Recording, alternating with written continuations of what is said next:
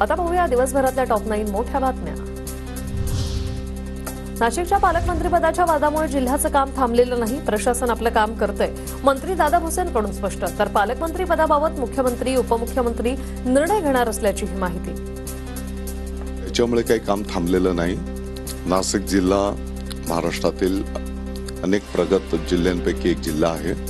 अनेक नाविन्यपूर्ण उपक्रम त्या जिल्ह्यामध्ये केले गेले आणि ती परंपरा यापुढे चालू राहील। अभिनेता राहुल सोलापूरकरचा भांडारकर प्राच्यविद्या संस्थेच्या विश्वस्त पदाचा राजीनामा। भांडारकर संस्थेने सोलापूरकरचा राजीनामा स्वीकारला। शिवभोजन थाळी योजना सुरूच ठेवण्यासाठी छगन भुजबळांचं मुख्यमंत्री फडणवीसांना पत्र। शिवभोजन थाळी योजना बंद करण्याच्या चर्चांचा उल्लेख भुजबळांच्या पत्रात। दरम्यान भुजबळांच्या मागणीला पाठिंबा असल्याचं संजय राऊतांचं म्हणणं। गृहराज्यमंत्री शहर आणि ग्रामीण यांना अधिकार प्रदान। फडणवीसांनी आपल्याकडील गृहमंत्री पदाच्या खात्यातील जबाबदारीचं वाटप केलं।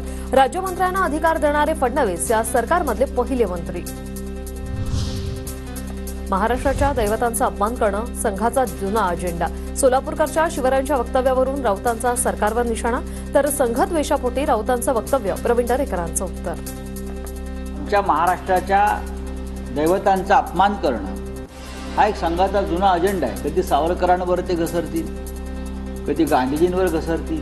मला वाटतं केवळ संघद्वेषापोटी या ठिकाणी अशा प्रकारचा वक्तव्य पुढे येताना दिसतंय। ठाकरेंचा शाखा प्रमुख आणि उपविभाग प्रमुखांशी ऑनलाईन संवाद। अमित शाह येतील पण बळी पडू नका, आपला वॉर्ड आणि संघटना मजबूत करा, ठाकरेंच्या सूचना। ठाण्यात जनता दरबार घेतल्याने पालघरचे पालकमंत्री गणेश नाईक चर्चेत। महायुतीच्या सगळ्याच मंत्र्यांनी जिथं पाहिजे तिथं जनता दरबार घ्यावा, ठाण्याचे भाजप संपर्क मंत्री म्हणून नियुक्ती होताच गणेश नाईक यांचं वक्तव्य। भाजपच्या ठाणे जिल्हा संपर्क प्रमुखपदी गणेश नाईकांची नियुक्ती। ठाण्यात भविष्यकाळ चांगला, गणेश नाईकांच्या वक्तव्यांना चर्चांना उधाण।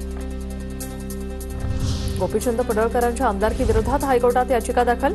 निवडणुकीत बोगस मतदान झाल्याचा काँग्रेसच्या विक्रम सावंतांचा आरोप। ईव्हीएमवरही संशय व्यक्त। 28 फेब्रुवारीला सुनावणी होणार।